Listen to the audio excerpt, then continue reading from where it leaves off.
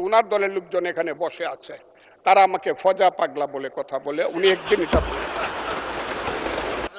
আমি আজকে আপনার সামনে শুধু বলতে এসেছি, মাননীয় সদস্য, আরো 3 মিনিট দেওয়া হলো আপনাকে। আমি বলতে এসেছি, হ্যাঁ আমার বক্তব্যের পরে বলবে আমরা কি মুক্তিযুদ্ধ করি নাই। যেমন বিরোধী দলের নেতা বলেন, উনাকে আমি অসম্মান করি না, সব সময় মাননীয় বলে কথা বলি, কিন্তু উনার দলের লোকজন এখানে বসে আছে, তারা আমাকে ফজা পাগলা বলে কথা বলে। উনি একদিন এটা বলে।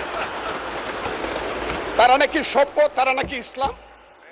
এবং উনি যে বলতেছে, ওই দিন বললো যে আমার দাড়ি পাকা, আমার চোখের সমস্ত পাকা। উনি আমার চেয়ে 10 বছরের ছোট। আমার বয়স 78 বছর। আমি 48 সনে জন্মগ্রহণ করেছি, উনি 58 সনে জন্মগ্রহণ করেছে। কথাটা সত্য না মিথ্যা? মাননীয় সদস্য, আমি ওনাকে আপনাকে কেউ এই ধরনের উক্তি করেছে আপনার সম্বন্ধে? এরকম তো সংসদে কেউ বলে নাই তো না এরকম। বলছি করেছে, আপনি কেন নিজে টেনে করেছে করেছে বলেন, please। আছে এখানে, এখানে উপস্থিত। আমি আজকে আপনাকে বলতে চাই,